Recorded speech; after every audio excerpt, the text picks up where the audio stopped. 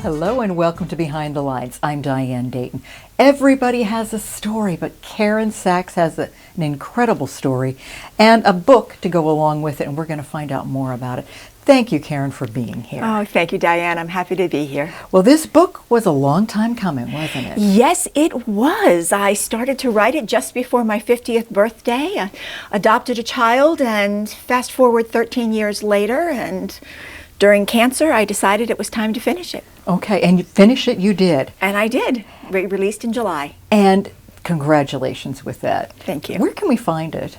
You can find it on Amazon and barnesandnoble.com. It is also in York in two of the bookstores, Betsy's Bookshop and Bound Books. Oh, that's good. Good to know. Yes. When the heck did that happen? What a title. So how did you come up with this? Oh, it was really very easy because when I knew what I was going to write about, all I had to do was look in the mirror a few days after my 50th birthday, and sure enough, the words that came out of my mouth were, "When the heck did that happen?" And that became the title of the book. So the book is for who? It is for women approaching 50 and those of us who have reached beyond those ages, a chance to look ahead and behind at what has happened to us and what is still to happen to us. Yeah.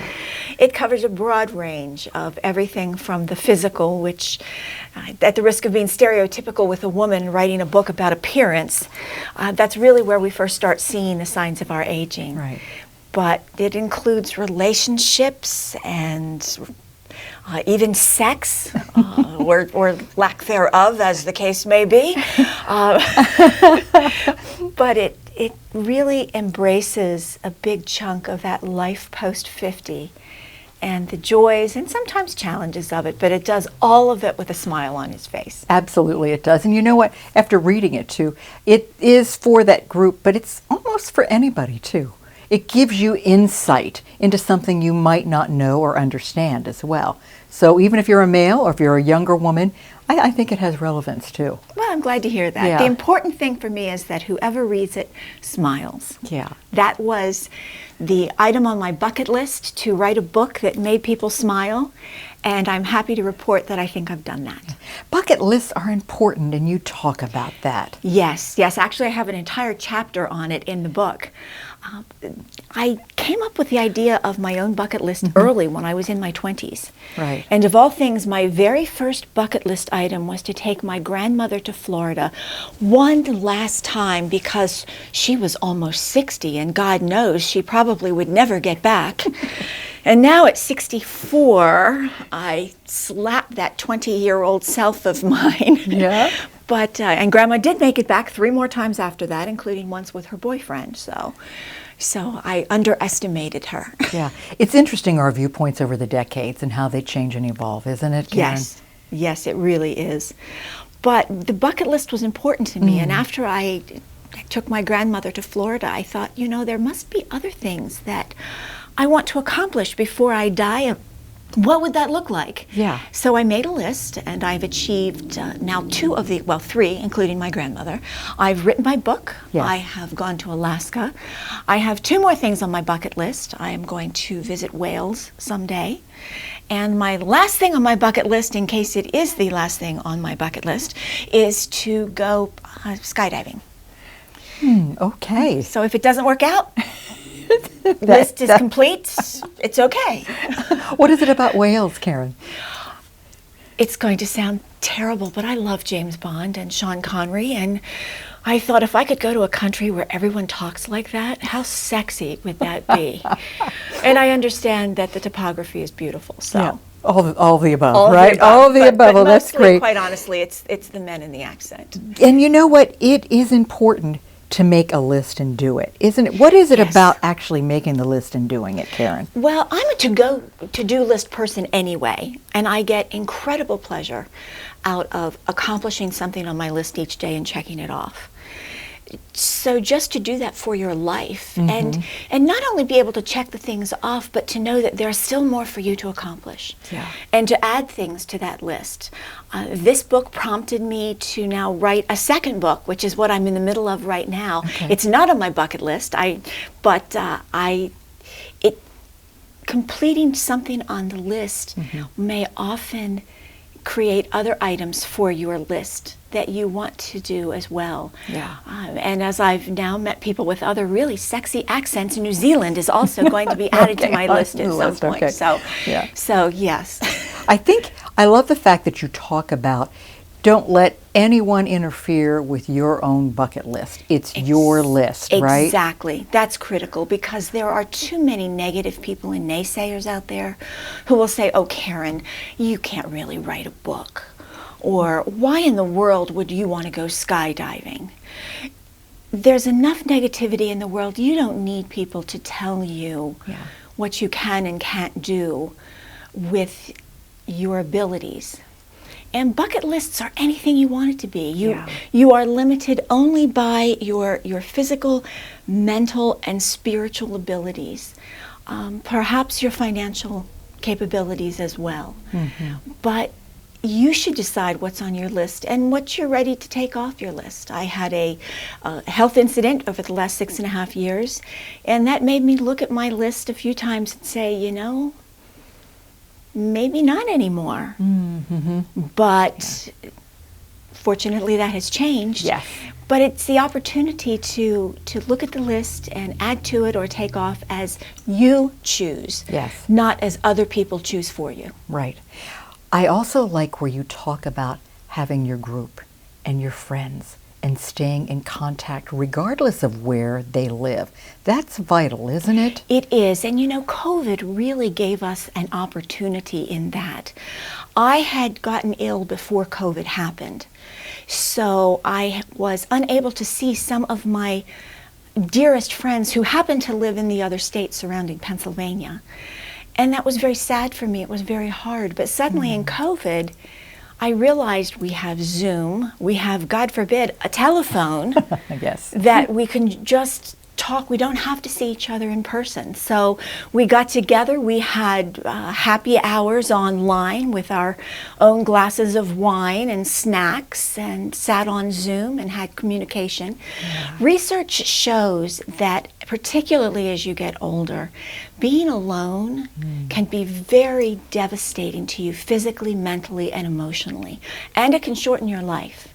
So maintaining those relationships, whether they're family, whether they're friends, whether they're a partner, it doesn't really matter as long as there's some type of human contact.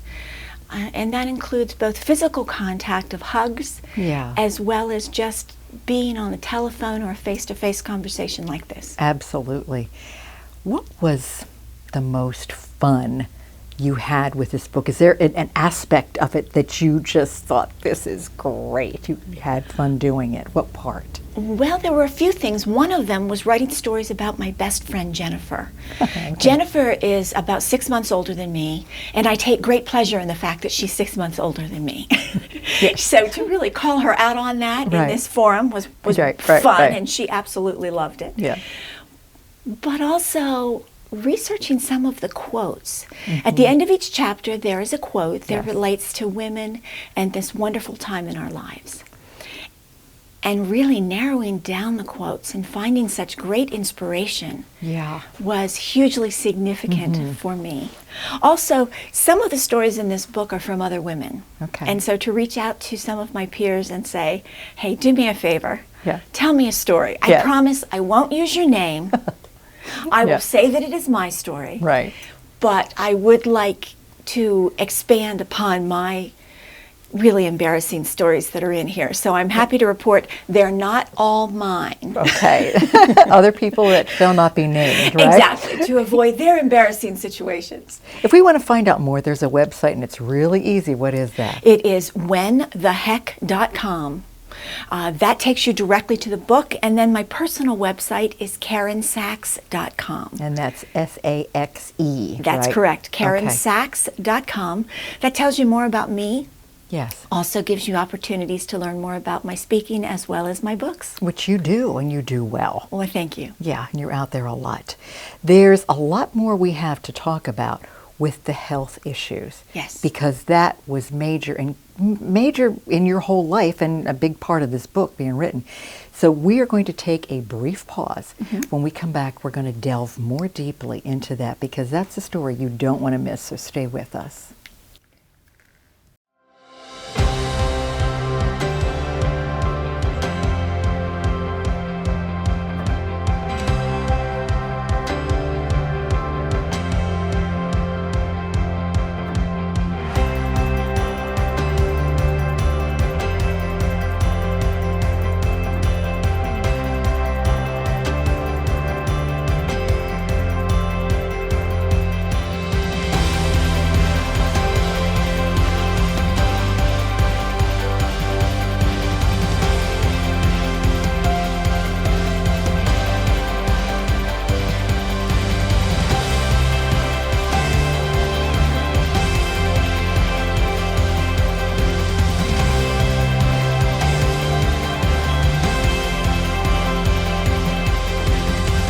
Welcome back to Behind the Lines. We're with Karen Saxe. Her book, When the Heck Did That Happen? For women 50 and over, but actually, as I was saying earlier, I think this is almost for anybody.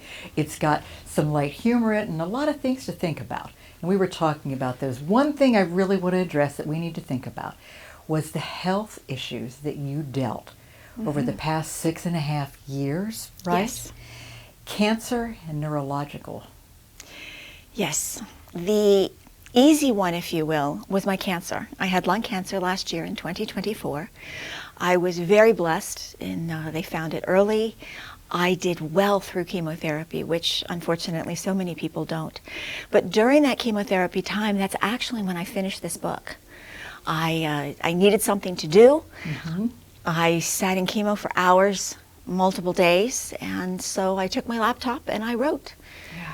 So that is really to the credit of how it happened. Life slowed me down. But separate from that was a much more devastating disability, and that was neurological. About 6.5 years ago, I began having trouble speaking. And then I began having trouble walking. And then my memory left. And I was 60 years old with Alzheimer's medication. I was on a walker and a cane. I was having trouble completing sentences. I had to retire. I had to stop doing my public speaking.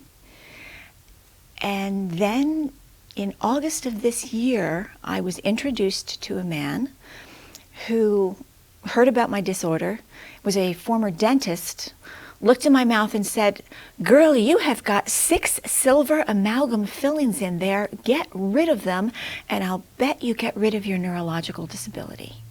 Which of course I thought was crazy, but I was desperate and I was willing to try anything. So I went to Susquehanna Dental Arts in Columbia, a holistic dentist, who safely removed my silver amalgam fillings. When I left that appointment, Diane, I actually felt lighter. The next morning I woke up. My normal day was to get out of bed and stand for a moment just to get my bearings, to find out what kind of day it was going to be before my first step. And instead, I jumped up and I walked to the bathroom and I got there and I thought, wait a second, something is different. I now have a walker in the basement. I no longer use it. I am off my Alzheimer's medication.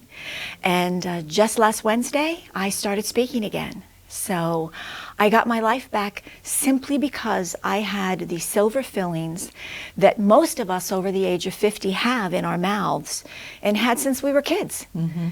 But for some reason, they caught up with me. Presumably the heavy metal, the mercury in the silver amalgam was leaching into my blood, and it gave me neurological disabilities. My migraines are gone. I suffer from depression. Even that is improved. I'm taking less medication, all because a dentist, a retired dentist, told me to get rid of my silver fillings, and I've got my life back for the first time in 6.5 years, and I'm bigger and better than before. It almost seems unbelievable. It is. It is. It is an absolute miracle, and I am so thankful that God put this man in my life, because I am changed. Yeah. One of the things you pointed out when you and I were talking earlier is that there is a way to take these out that is safer. What is that? And that's why you went where you went. Exactly. Hugely significant if you choose to do this. It is called a rubber dam. It is nothing more than a piece of rubber that they put on the outside of your face. They only pull the tooth through that they are drilling at the time, and this prevents the silver amalgam or the dust from going down your throat, which would create an entire different set of health concerns. Right. But going to the right dentist is critical if you do this, and I highly recommend, even if you're not suffering from neurological disabilities, that you still get them out, because you don't know what it might or might not be doing to you, or what it might do to you in the future. Right. But going to the right dentist is critical. I live in York. I called multiple dentists in York, and many people said either, I don't know what a rubber dam is, Or, oh, well, we don't use that, but we have something else that we think is just as good. Right. But I did find Susquehanna Dental Arts in Columbia. They were masterful. I had 6 fillings. It took 2 hours, and my life is changed. And what I thought was interesting about this for people thinking, oh, insurance and cost. No, for me, I have dental insurance through my Medicare, and it is just like taking out a filling, just filling a new cavity, if you will. So there was no significant cost associated with it, and no matter what the cost would be, I got my life back. Yeah, you did. And I am living it to the fullest. I've learned, we talked about bucket lists in the first segment, bucket lists of creating what you want to do. Until you start to lose your life, the quality of your life, you don't realize how critical life really is and how critical your health is. You assume it will always be there. Right. And as far too many of us know, it's not always the case. Even as we get older, there are little aches and pains and things that happen. But my situation was much more devastating. Yeah. But fortunately, I am back. You are back. And I'm ready to, as I said, I'm writing another book. I'm speaking again. And on my bucket list, we talked about I still have whales and skydiving. Still not crazy enough to do the skydiving yet, but I'm getting ready to schedule my whales trip for next year. Yeah. I think we all have stories. And I think what you encourage through here is to live your story. Yes. And should you desire to write your story, please do that. Oh, please do. I thought that writing a book would be something that was just too big for me. You know, I'm not an author, and I've always wanted to be witty, and I'm not witty. If you come back to me in 5 minutes, and I'll come back with a real zinger for you. Right, but that first 5 minutes, not so much. Right. So we have a mutual friend, Dave Romeo, and Dave has written multiple books. I have a dear friend, Vicki Helm. She just finished her 47th book, and she is my age. So knowing that other people can do it, I thought, well, you know what? It doesn't have to be a New York Times bestseller. I just want to get it out there and maybe make a couple of people smile. Yeah. And so I started it. I had a great idea, and it truly is part of my life story and the life story of other women who I know and love. And it's not that hard. Yeah. And with Amazon and Barnes & Noble, it's very easy to self-publish. And that's kind of the direction you went then, right? That's the option I chose, Okay. yes. I chose not to make an investment in a publisher. Well worth the investment if you want to do that, but it can be a little costly. Yeah. So I didn't pursue those angles. Right. I have been promoting it myself. Okay. And have been very blessed. I've sold a whole lot more books than I ever thought I was going to. Yeah. And I've gotten a lot of great reviews on Amazon and other people who I've never met. So I've sold more books than I have friends, so that's good. That means that some people are seeing it. That says a lot, doesn't it? That really says a lot. What do you really want us to know about this whole experience and your life? Is there something, what's the big takeaway with this? What would that be, Karen? That life is short. And whether you live 10 years or 100 years, time is short, and you need to treasure every moment. Being so young when I got sick and really having those years stolen from me showed me how critical. I didn't live life with regrets, and I think that's another thing that's very important. You can't fix it. There's no reason to have regrets. You move forward. Yeah. And just maybe you'll get a huge blessing like I did, where you get more of your life back. But no matter what, you still have another day, another year, another decade to live, or multiple decades. Do what you want to do. If you had told me when I was 20, when I first said, I think I'm going to write a book and I want people to smile. Yeah. I sort of said it tongue in cheek, thinking, well, yeah, when I'm old, maybe I'll have a story to write. But you always have to have goals. And that's where the bucket list comes in. Make that list. Yeah.